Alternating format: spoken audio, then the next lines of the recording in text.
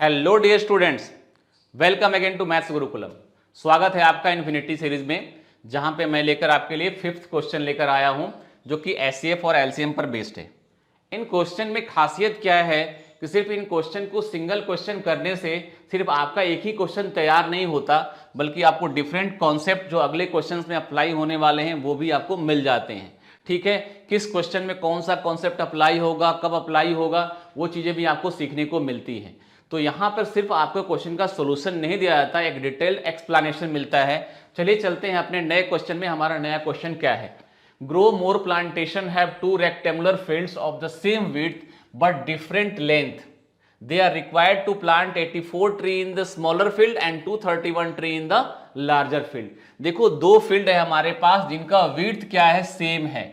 दो फील्ड है जिनका विड्थ क्या है, सेम है। मैं दो फील्ड जल्दी से बनाता हूं जिनकी विड्थ को सेम रखता हूं। ठीक है, एक फील्ड लिया मैंने ये, एक फील्ड लिया मैंने ये, और दूसरा फील्ड लिया मैंने ये। इनकी विड्थ को मैंने सेम रखा है, लेकिन दोनों का लेंथ जो है ना वो डिफरेंट है। एक का लेंथ ज्यादा, एक का कम है। अब कह रहा है कि हमें अधिक से अधिक प्लांटेशन इसमें करनी है, और बड़े वाले ट्री में, बड़े वाले आपके जो फील्ड है उसमें 231 कितने करने हैं आपको? 231 प्लांट को प्लांट करना है, और छोटे वाले में 84 ट्री को प्लांट करना है। 84 ट्री को प्लांट करना है। ठीक है, लेकिन इसमें कंडीशन लगा दी है। क्या कंडीशन लगाई है? In both field the tree will be planted in the same number of row. इन दोनों में रोज के नंबर्स क्या होने चाहिए? सेम होने चाहिए। देखिए, रोज किसको बोलते हैं आपको पता है ना? रोज किसको बोलते हैं? रोज जो हॉरिजॉन्टल जो लाइन होती है उसको हम रो बोलते हैं। मतलब ये आपका जो बन रहा है, सपोज करो मैंने यहां पर ये एक ट्री प्लांट किया, दूसरा ट्री प्लांट किया, तीसरा ट्री प्लांट किया, चौथा ट्री प्लांट किया, तो ये एक रो है। ठीक है, इस तरह से एक रो, ये हमारा दूसरा रो हो गया। ठीक है, ये हमारा तीसरा रो हो गया।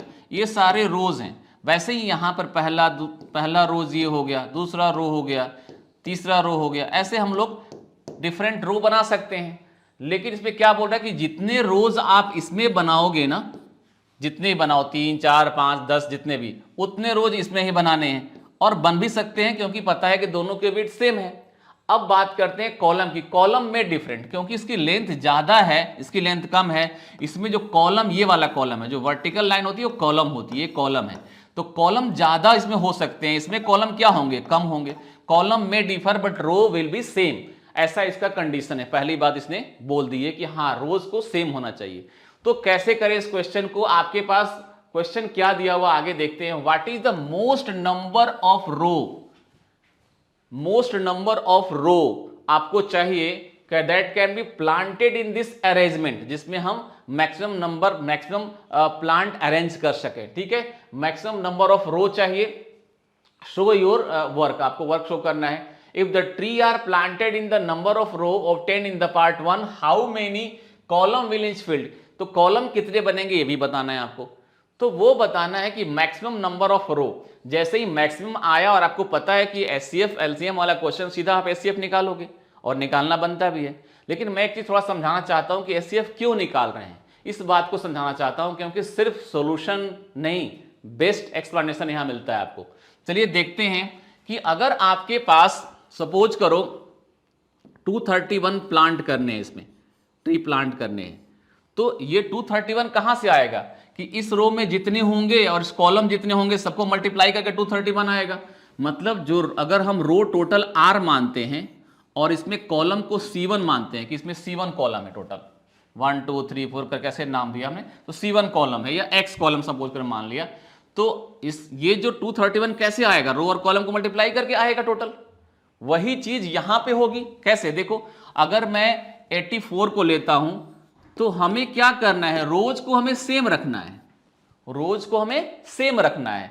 कॉलम में डिफर, क्योंकि कॉलम पता ही है लेंथ कम है, तो इसका कॉलम ने मान लिया कि इसमें C2 कॉलम है। आप यहां XY मान सकते हो, मैं यहां C1 C2 मान रहा हूं, कुछ फर्क वैसा नहीं पड़ता है। ठीक है, अब देखिए रो सेम रखना है। अब यहीं से आपके क्वेश्चन का आंसर मिलने वाला है कि करना क्या है। आपने तो मोस्ट नंबर देखा और एचसीएफ निकाल दिया। मैं आपको सिखाता हूं कि एचसीएफ क्यों निकाल रहे हो। देखो यहां बेटा, ये हमें R की वैल्यू निकालनी है, और R की वैल्यू क्या होनी चाहिए? बड़ी से बड़ी, मोस्ट होनी चाहिए। आर की वैल्यू बड़ी से बड़ी नहीं। तो आर क्या है, आर 231 का एक फैक्टर है, आर क्या है 84 का एक फैक्टर है।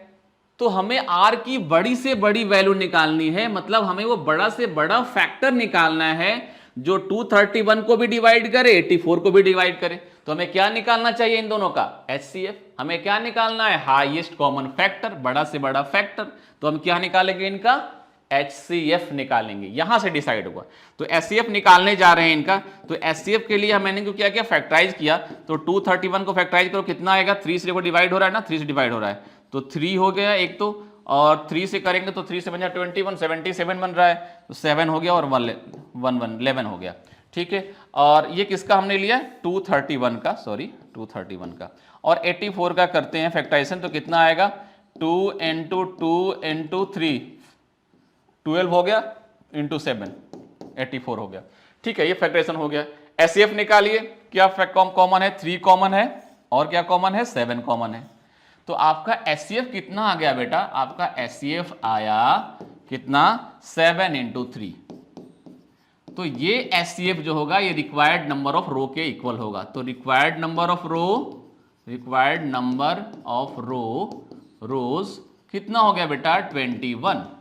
अब बताना आपको ये है कि कॉलम कितने कितने होंगे। आपको ये चीजें मिल गई कि यहां पर टोटल कितने हैं, एक रो में 21, यहां से यहां तक कितने हैं, ये 21 है। तो ये कितने बनेंगे, ये कॉलम कितने बनेंगे, ऐसे ऐसे ये पूछ रहा है। तो डिवाइड कर देंगे सिंपली, है ना। तो नंबर ऑफ कॉलम निकालना है, ठीक है। तो पहले वाले में निकालते हैं, अगर फर्स्ट वाले फील्ड में, लार्जर फील्ड में नंबर ऑफ कॉलम कितना होगा, इन लार्जर फील्ड, आप समझ लेना, F लिख देता हूं मैं यहां पे। तो 231 अपॉन कितना, 21, डिवाइड करो 1 टाइम, फिर 1 टाइम, तो 11। और चलते हैं दूसरे वाले में, कितना होगा देखो यहां पर। तो यहां पर कितना है आपका 84, और कितना है 21। स्मॉलर फील्ड में कितना होगा, स्मॉलर फील्ड, तो कितना होगा बेटा 4। तो इसमें बनेगा 11 कॉलम, इसमें बनेगा 4 कॉलम। इसमें रोज होंगे 21, इसमें भी रोज होंगे 21 मतलब 1 2 3 4 ऐसे 21, और कॉलम मतलब ऐसे 1 2 3 4, ये कॉलम कितने 11। बात समझ में आई।